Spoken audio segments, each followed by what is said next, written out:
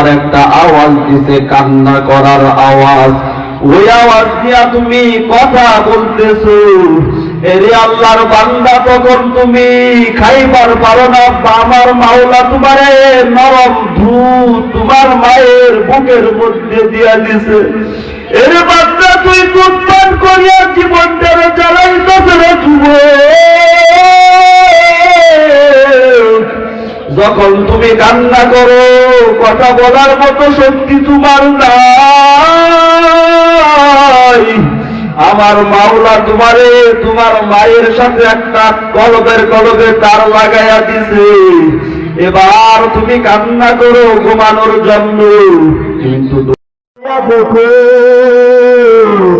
কত মা বোনেরা, কালেবের মা, হাফেজে কুরআনের মা, পীর সাহেবদের মা, আপনি হয়েছেন একজন মা, খাজা মঈনুদ্দিনের মাও হলো একজন মা। আপনি একজন নারী, ওই ফেরাউনের স্ত্রী আসিয়াও ছিল একজন নারী। আপনি হয়েছে একজন নারী, আর রহমাতুল লিল আলামিনের মা আম্মা জান আমেনাও ছিল একজন নারী।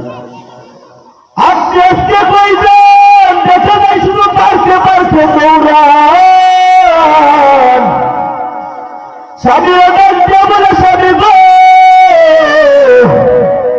আমার মনের মধ্যে আসা আজকে আমি বড়ই চিড়িয়াখানায় যাব, নিয়ে যাইয়ে আল্লাহর বান্দা স্বামী গরিব বেচারা যদি না নিয়ে যায়, আপনি রাগ করে স্বামীর সাথে কথা বলেন না, স্বামীর সাথে কোনো সম্পর্ক রাখেন না। এরে আল্লাহর বান্দা, আম্মা জান আয়েশা পাশে আমার নবী একদিন বসিয়া কান্না করে।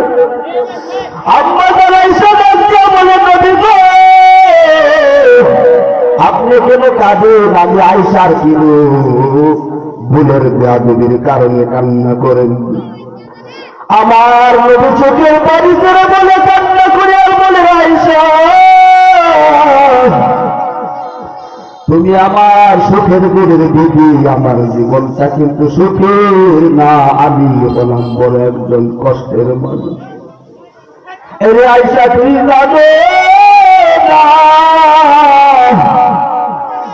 আজ রহমাতুল লিল আলামিনের জীবন ছিল বড় দুঃখ। এই বেঈমানেরা, এই মক্কার বেঈমানেরা, কাফেরেরা আমার চাচা সহ আমারে তারা খানা দেয় না, 3 বছর গৃহবন্দী করে রাখে। এরে আয়েশা, আমি আজকে এই খাদিজার কথা মনে পড়লে চোখের পানি ধরে রাখতে পারি না রে আয়েশা।